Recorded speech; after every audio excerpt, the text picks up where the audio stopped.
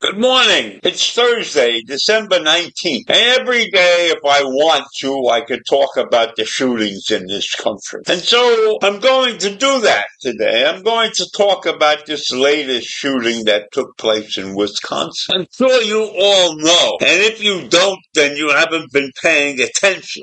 There is a major shooting every day in this country.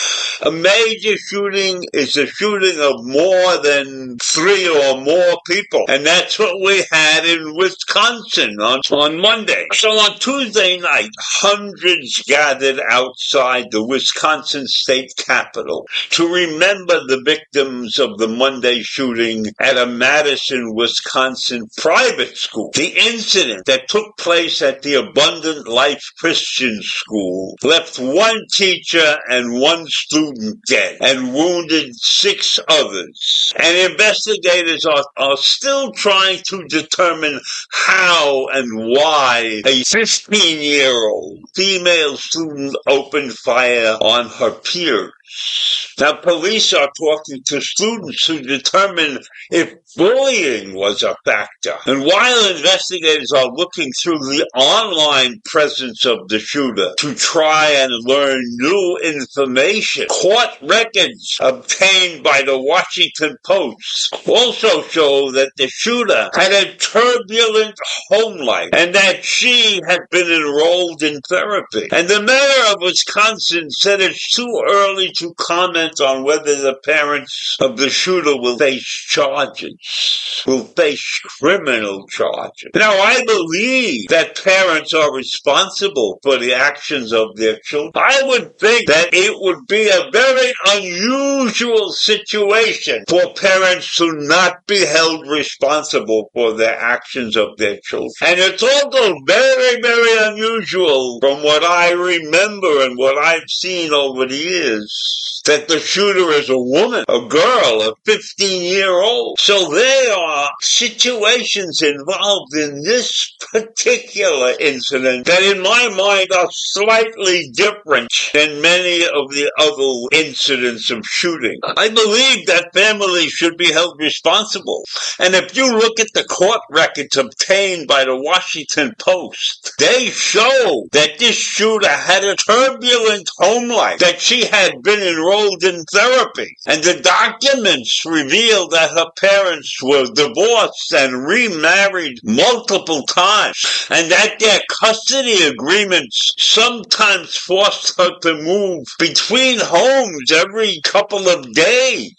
So the young lady's parents have not responded to police requests for comments. And they haven't been willing to talk to the Washington Post or talk to CNN or talk to anybody. And I don't blame them for hiding out. They are clearly responsible for the deaths of these people. And where did this young lady get this weapon from, right? Where did she get the handgun to carry out the attack? The Bureau of Alcohol, Tobacco, and Firearms and Explosive explosive is tracing the weapon. And they find out how and why and where she got this weapon and who purchased it. Then maybe they will know how it got into the hands of the 15-year-old girl. So those things are still going on. And there is possibility, according to the mayor of Madison, Wisconsin, that the criminal charges may be put against the parent. The parents of the shooter, in my mind, should face criminal charges. They are responsible, really responsible for the life of this child and how she ended up with a gun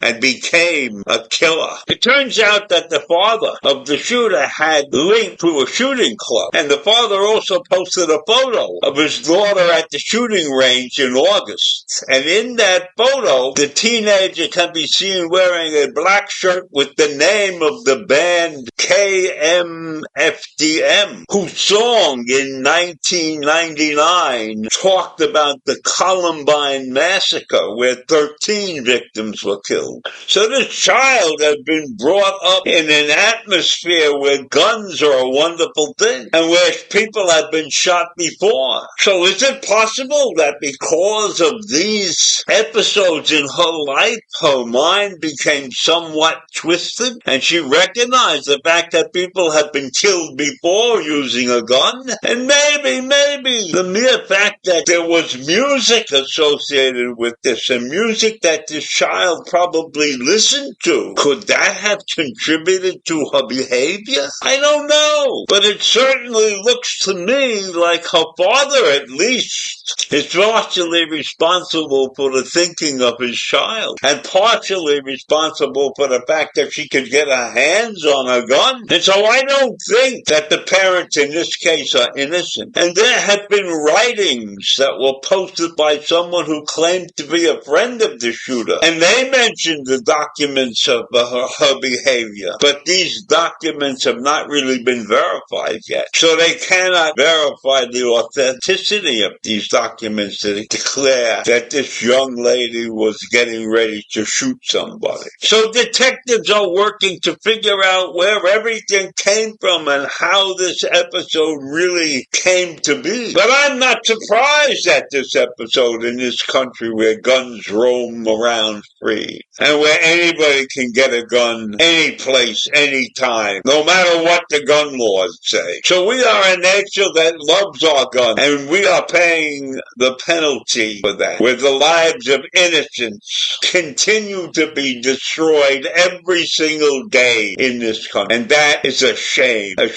and we should bury our heads somewhere. Have a great day. Bye.